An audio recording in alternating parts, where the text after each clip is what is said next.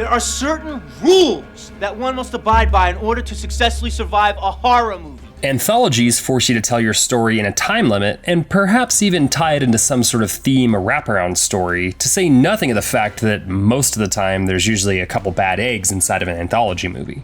The biggest problem with both seasonal horror and anthologies is they can go wrong in a big way. With that being said, let's talk about a seasonal movie that is both these things and find out why A Christmas Horror Story is the black sheep of holiday horror.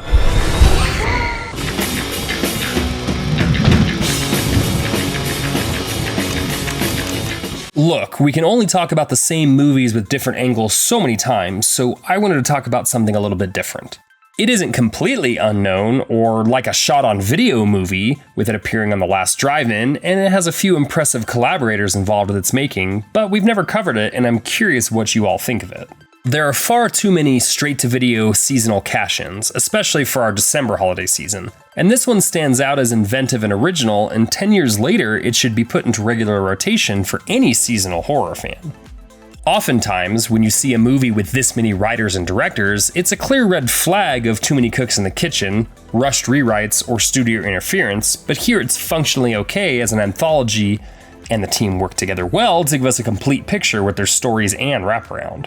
Writers include James Key, Sarah Larson, Doug Taylor, and Pascal Trottier.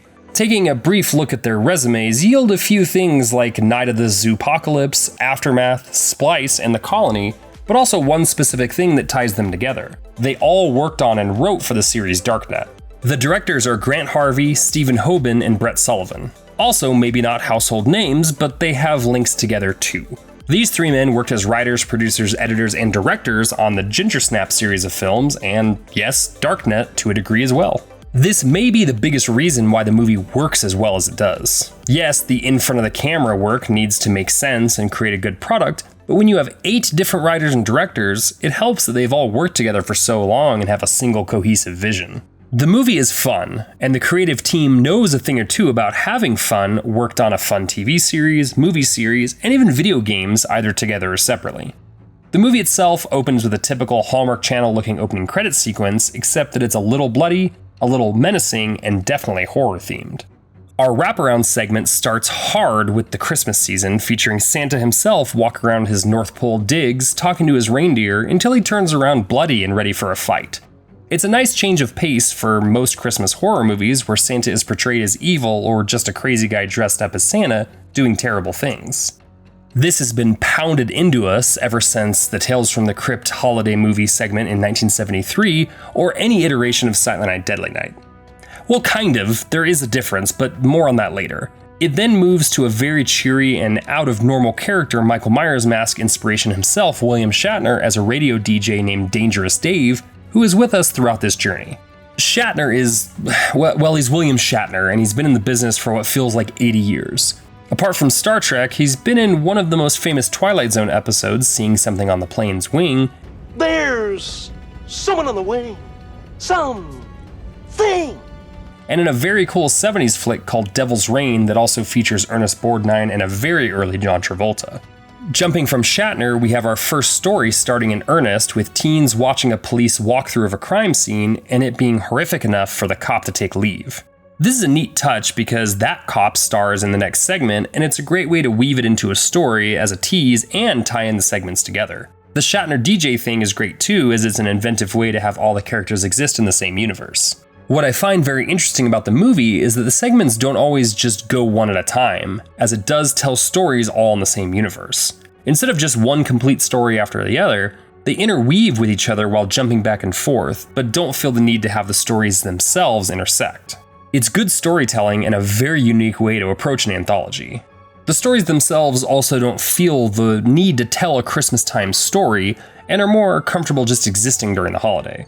You know, like the undisputed best Christmas movie of all time, Die Hard. Welcome to the party, pal! The second story follows the cop from the footage with his wife and son using his leave time to spend the holidays together and sees them going off to get their tree for the year. The third story is of a family visiting an aging relative for the holidays, and something seems very off, especially when the young son of the family messes with a Krampus figurine. Krampus is only a side character for this movie, but it's interesting to note that Michael Dougherty's comedy horror centered around the creature also came out this year. That big-time release is one of the big reasons that A Christmas Horror Story fell into a little bit of obscurity, but they don't take anything away from each other either. They should and can both be holiday favorites. We finally jump back to Santa in his workshop, presumably before the first time we saw him, as his face wound isn't there, and it's interesting to note that this is the only story that doesn't take place in the real world. Yes, the other stories deal with the supernatural, but they all exist in what we would call a realistic setting, not Santa's workshop at the pole. As the stories unfold, we're treated to jump scares, gore, and pretty decent acting from a group of people that aren't really well known. Zoe de Grand Maison, great frickin' name, would go on to show up in a ton of episodes of Riverdale and Orphan Black. Really, Jeff Clark, Michelle Nolden, Amy Forsyth, and a bunch of the other actors are just solid, mostly TV actors that do more than an admirable job here. I think being primarily built for TV helps them with the shorter anthology format, as episodic TV follows the same time frame and constraints both with the material and their characters. The other big name to talk about here is George Boudza, who has been around for forever in movies and TV, both live action and animated. You folks my age may know him best as the voice of Hank Beast McCoy in the wonderful 90s X-Men show that has made a comeback on Disney+. And for that, sir, I thank you. He's great in his role here and really loses himself in the character. The stories unfold with typical supernatural flair. The kids investigating the murders in their school from the previous year get locked in the basement where one of them becomes possessed by an angry spirit. It turns out that a girl was killed at the school while pregnant, and the ghost wants someone who is living to have that child. The kids who died last year refused, and that's what seems to have happened here with the possessed girl killing off her friends, until Molly is pregnant and she's allowed to leave. The family of the cop who is picking out a tree ends up losing their son to a race of changelings. The fake son kills the dad, and when the mom returns to the tree shop, she ends up killing the owner who was keeping the changelings in a grove. There is a switch, child for changeling, made, and while it seems like a happy ending, we actually don't know what the changelings will ultimately do. The third story evolves into the fighting and grumpy family getting into the car wreck before being chased by Krampus to punish them for being naughty.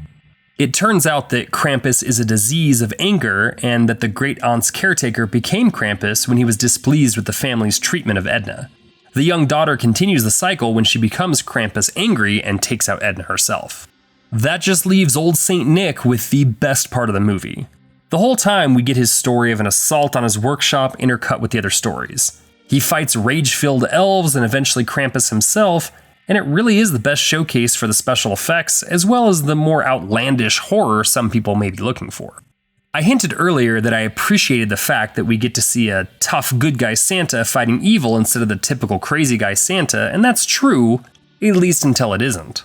The best part of the whole movie is when the veneer of reality is pulled back, and we see that this was just an overworked mall Santa that snapped and killed a ton of people. It's a cool turn that is equal parts tragic and well played, with the explanation of the fully surreal becoming grounded in insanity. A Christmas Horror Story didn't get a theatrical release or a cult following really like its 2015 Christmas horror counterpart Krampus did, but that's why I wanted to give a shout out here.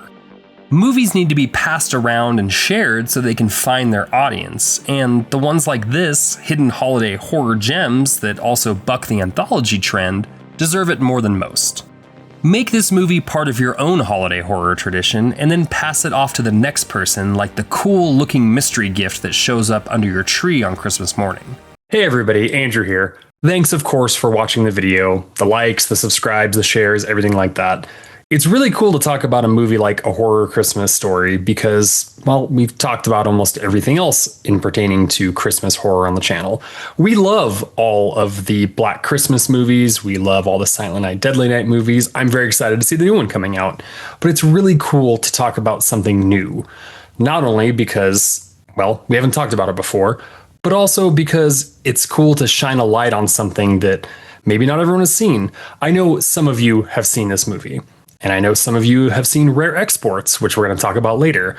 But especially for something like this, that's a horror movie, an anthology movie, and a Christmas movie all rolled into one, it feels good to talk about. Let us know what your favorite Christmas horror movies are. Let us know what else you might like to talk about in terms of holiday horror, not just Christmas, but upcoming holidays. And also just share these movies with other people. That's the point of an underseen movie, is to really get it out there and share. So happy holidays, everybody, and I'll see you on the next one.